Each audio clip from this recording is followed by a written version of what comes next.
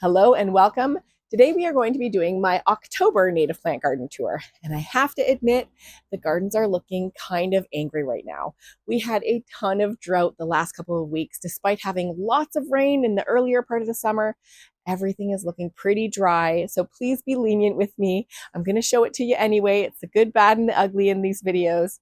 I do have some blooms right now. We've got some asters in bloom, and my Lanceleaf Coreopsis is still blooming. Please get this plant. This is the longest blooming plant in my garden by far, and I've got lots of seeds that I'm collecting and that I hope to be sharing as well. So let me get to the videos now. Thanks so much for watching. So let's get started in the boulevard garden. This is my Prairie Smoke, and this was one plant only about a year or two ago, and now it's a whole bunch. I've got a whole bunch of new little guys forming in here. And this plant is really awesome for the boulevard garden. It's doing great. It doesn't get a lot of moisture here. It's kind of part sun, and it is very, very happy here. I've got a whole bunch more in the other boulevard garden, so hoping to have a ton of Prairie Smoke over time. Another happy one in the boulevard garden is the Lanceleaf Coreopsis. So that's this one here. We've got a lovely little bloom coming right here, and I've even got some new blooms coming. So I deadheaded this. I collected a bunch of seeds last month, and so this is still pumping out flowers. So now I'll leave these ones, and if there are any seeds, they'll be left here for the critters or to fall and perhaps make some new plants. My wild blue lupin has all but withered away. It's left a couple stalks here, and I've got some over here as well, which I'm leaving for perhaps maybe some bees to make some homes in. They are hollow, so who knows, maybe they will make a home in there. But you can see that I got a little bit of new growth down in there. So they're clearly doing all right, but they're not exactly the prettiest thing in the garden right now. Here in the boulevard garden is what is left of our volunteer milkweed plants. There's hardly any leaves left, so it's looking a little scraggly. This is the swamp milkweed here, and then we've got some of our common milkweed pods that are still coming along. These won't be ready until they're more brown and crispy, and then they'll open up and the seeds will start peeking out, and that's when I'm going to collect them so I can share them with others and put them elsewhere. Here is my nodding onion. It pretty much has looked like grass the whole season from spring until now. And hopefully next year we'll get some of those very cool blooms. But for now, this is what we got. Here is my prickly pear cactus. Now it's starting to look a little sad, and I have said a whole bunch of times that I was going to move this guy out of the tiny little crack that it's living in, and now it is screaming to be moved. I am not excited about this because this is a one prickly thing. Even the little things that look like fuzzy little guys down in there, they are not fuzzy. They're not fuzzy at all. I've gotten them stuck in my skin a whole bunch of times. So we're going to have to be very careful and move this guy. I think I'll move him before the winter comes so that he can get his footing for the spring. Here is my hairy beardtongue. I've got a whole bunch of seeds here that are all coming along. So that's very cool. They have been little pockets, so they haven't opened up and spilled, even though we've had lots of wind. So hopefully I can come and collect these guys. So there you can see how tiny, tiny these little seeds are. So I'm just going to put these down in there, and then I'm going to come and collect a whole bunch of these to share with others so that I can spread the love of the hairy beardtongue. So I'm not sure if I can technically call these mine because they're living in the crack in the road right here. But these are my Rudbeckia hirta. This is what I grew from seed in my garden. I tried to plant it within my garden, and now the only spot that it has come back is in this bloody crack in the street and also along the cracks within the bus stop. So I clearly am not doing something right, and Mother Nature has its own plan. So here is my wood poppy. It's not looking too pleased. However, I do have a feeling that this is what it's supposed to look like at this time of the year. So this will probably be the last time you see this guy until next spring. Here, hiding amongst our hostas, is my golden Alexanders. And this did pretty well this year. We had a lovely little bloom stalk with those pretty yellow flowers. Then we had some seeds, and now we've got some kind of critter that's making a home within the top of this bloom stalk here. So not sure what it is, but something that's making a neat little web. Here's my bottle gentian that was new to me this year. I had a beautiful flower on both of my bottle gentians, which I wasn't expecting. And now I've got maybe some seeds forming. So I'm just going to let them do their thing and leave that alone. And then hopefully it'll drop its seeds and I'll get even more of this in the garden for next year.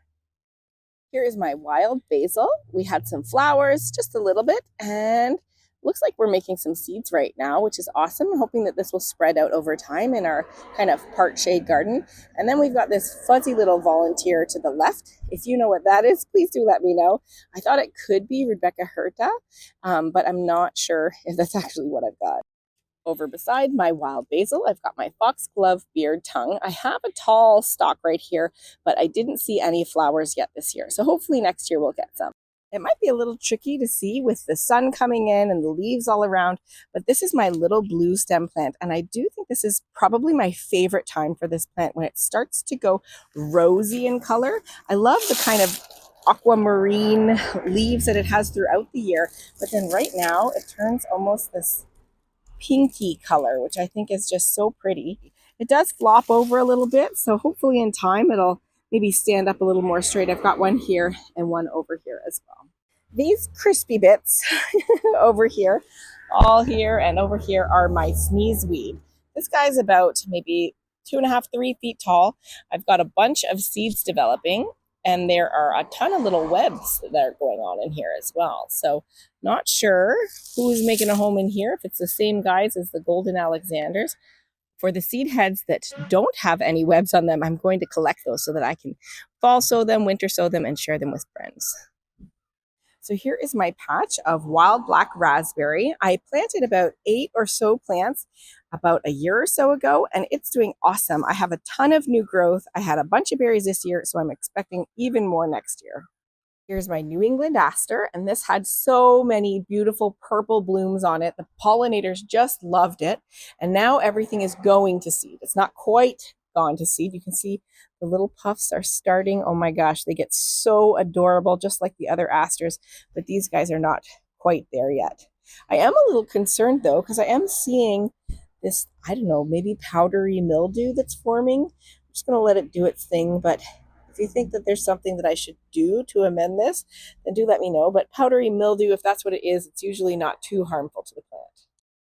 Here is my butterfly weed. This is looking a little sad, I do have to say, and I think we might have some powdery mildew over here as well. The seed pods are developing, though they're not quite ready. However, I do see one over here that has poofed. So I missed that guy. That's all right. Oh, look, it's still there. I'm going to come back after I do this video and collect those seeds so I can share them with friends. Over here in between my peonies and my hostas, I've got my serviceberry bush, and this is doing all right.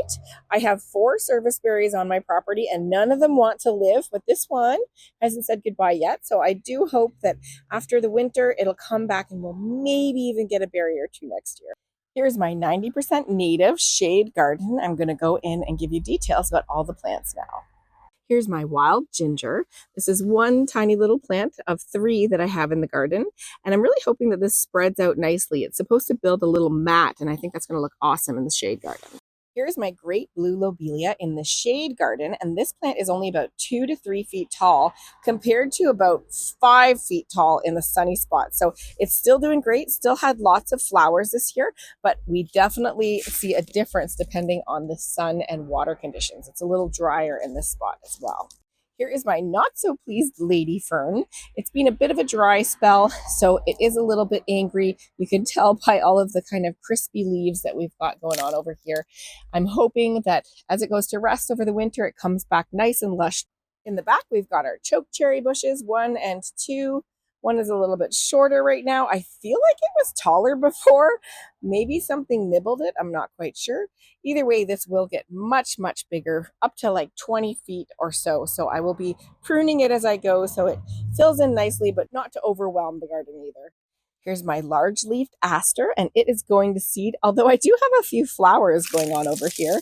Pardon the crunching of the leaves, but look at how cute these seed heads are. Aren't these adorable? They're like little pom-poms. I just love them. Here in the back, we've got our Zigzag Goldenrod also going to seed. They've got cute little fuzzy seed puffs as well. Very cool. Hoping that this will make some birds happy. You can also see that we've got these interesting little tracks on the leaves as well. I'm not quite sure what those are from, so if you know, please do let us know. Here's my bush honeysuckle, and to be honest, I thought that this might stand up a little taller and grow a little faster than it has, but that's okay. I can sometimes be patient, and hopefully it'll catch up to our Zigzag Goldenrod, maybe even our Bottlebrush Grass. Speaking of Bottlebrush Grass, this is what we've got over here. It looks pretty angry. I'm not sure if it is actually angry or if this is normal, but it is dry, it is crispy, and it's got all these little like black tracks on it. So I'm not quite sure if this is something that is going to come back next year. I kind of think it will. Also a little bit worried that perhaps this is an illness that I might need to chop away. So hoping that I'll figure that out soon enough, and I'll just give you a nice little close-up of these beautiful seed heads too.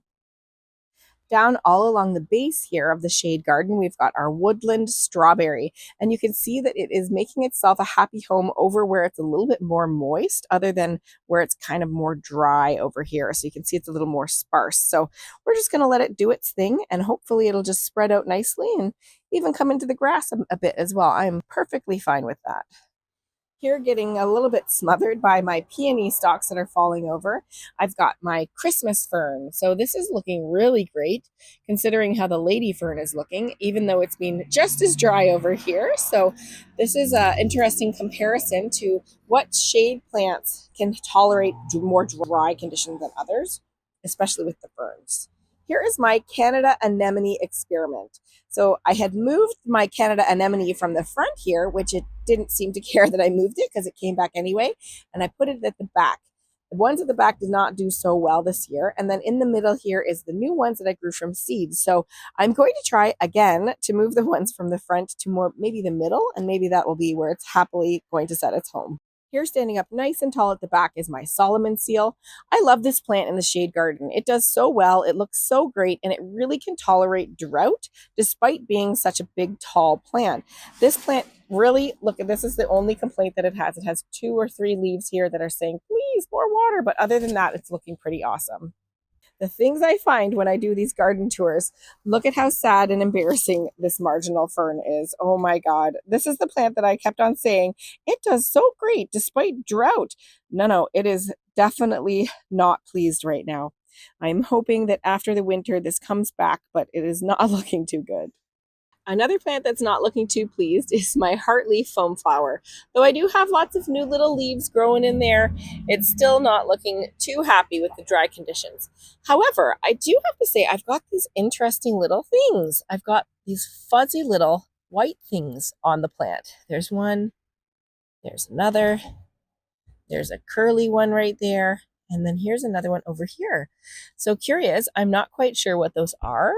I've got more in the back as well, hoping that it's a critter that has used this as a host plant, not an illness or something that might be bad. So do you know what this is? I'm very interested to learn.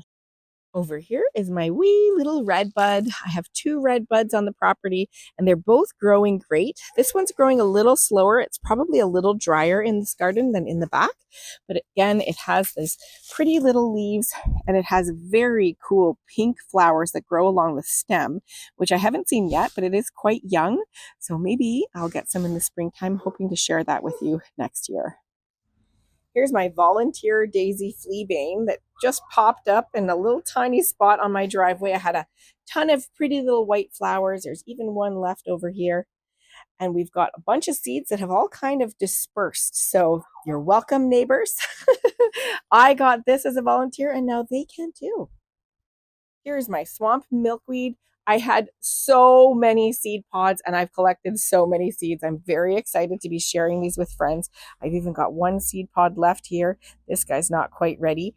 If you don't collect the seeds when they kind of just start to pop open, the seed pods will open and then they will fly away.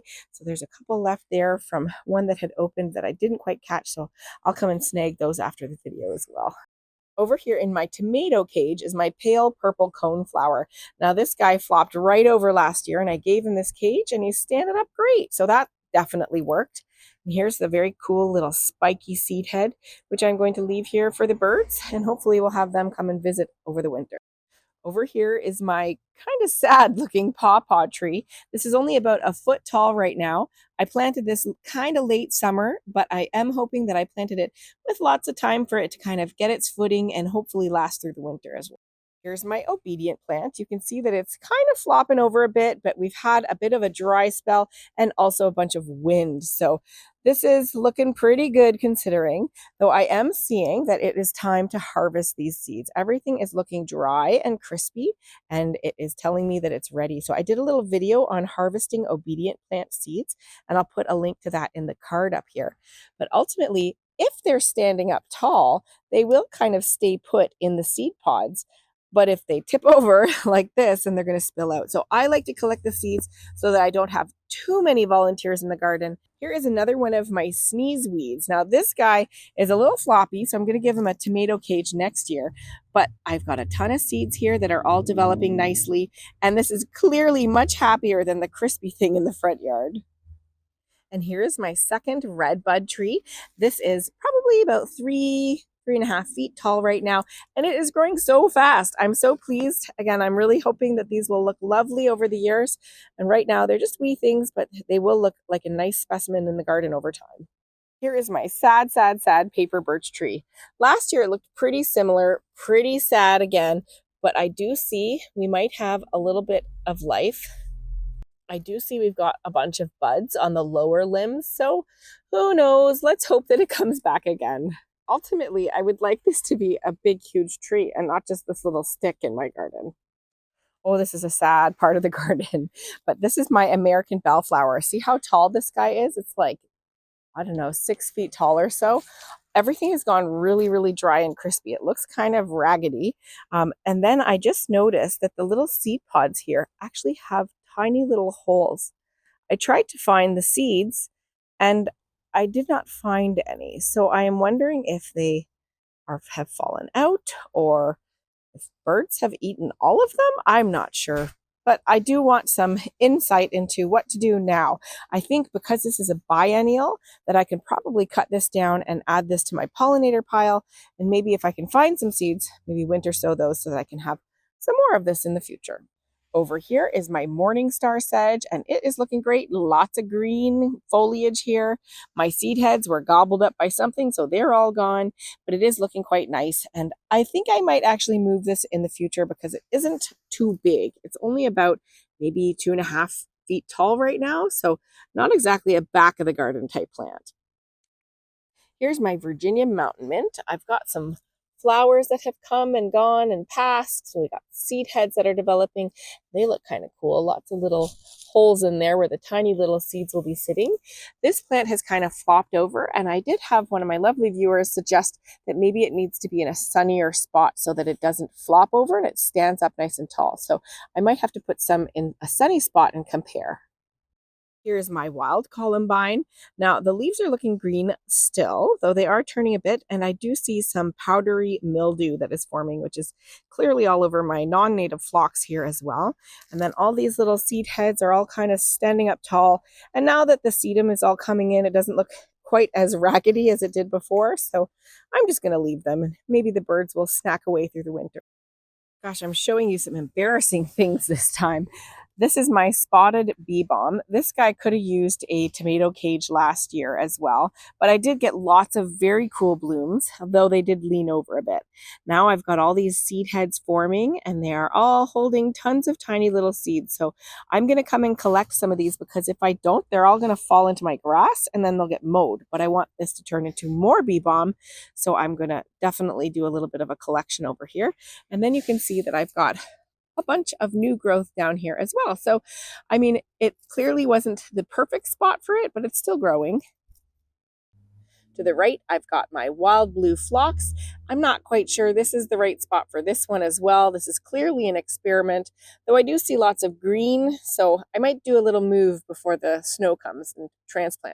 This is what is left of my white turtle head. I did get a lot of lovely flowers. They were so cool. They had a little mouth that could open and close, and they were actually kind of pink at times. And now we've got these seed heads developing. So hopefully they're going to make some lovely seeds and we'll get a whole bunch of this, though I do see that some of it is quite angry. Oh my gosh, embarrassing. Look at all of that. That is one plant that is not pleased. So clearly this needs a little bit more water than it's got in the last couple of weeks. So might have to find another spot for this one as well. Here is my Woodland Sunflower. So this has gone to seed. I'm going to leave these here for the birds and the critters. And then the ones that are at the front of the garden, I'll probably collect those seeds so that I can put them at the back because it's kind of a taller plant. I think it's better for the back as well. Here in front of our less angry American bellflower, we've got my spice bush plant. And this plant is about the same age as the red buds, but it is definitely not growing quite as fast. But I've heard that this one is an aggressive grower as well. So hopefully in time it'll get its footing. Over here, I've got my wild bergamot. I grew this from seed this year. Didn't see any flowers, but I am hoping for some next year. I do see a little bit of powdery mildew, but I'm not going to worry too much about that. I don't think it's going to do too much damage.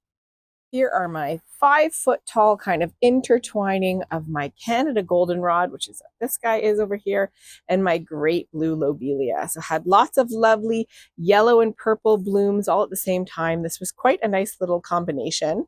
I am going to deadhead the Canada goldenrod because it will reseed like crazy and I don't need that many volunteers in my garden.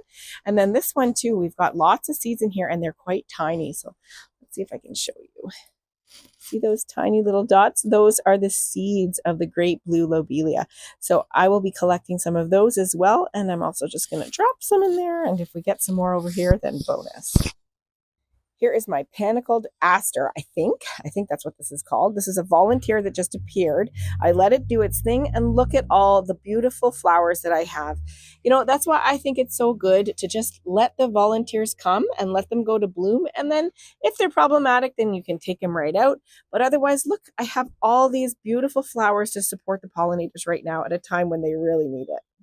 And here is my baby oak tree. This is my red oak tree that I grew from an acorn. This is the only one that has survived. I've got 4 leaves and hopefully next year I'll get a whole bunch more. Here is my smooth rose plant. This has grown probably at least double or so in size. And that is why I have put it in this pot. It will have a new home over time, but for now I'm leaving it here until I find the best spot in the yard. It got gobbled up like crazy by little sawfly caterpillars. They were so cute, I couldn't kill them. They're not native, but they are part of the food chain, so I just let them do their thing, and really the plant didn't seem to mind at all. Thank you so much for watching. I hope you found the video interesting and helpful. If I missed anything or if you have tips to share, please be sure to add those to the comment section below so we can all learn from each other. Do you have anything that's blooming in your gardens that wasn't listed here today? Definitely leave those ideas for everyone in the comments as well. If you like the video, please give me a thumbs up and consider subscribing for more native plant garden tours, gardening tips, and gardening adventures along the way. Thanks again and happy gardening.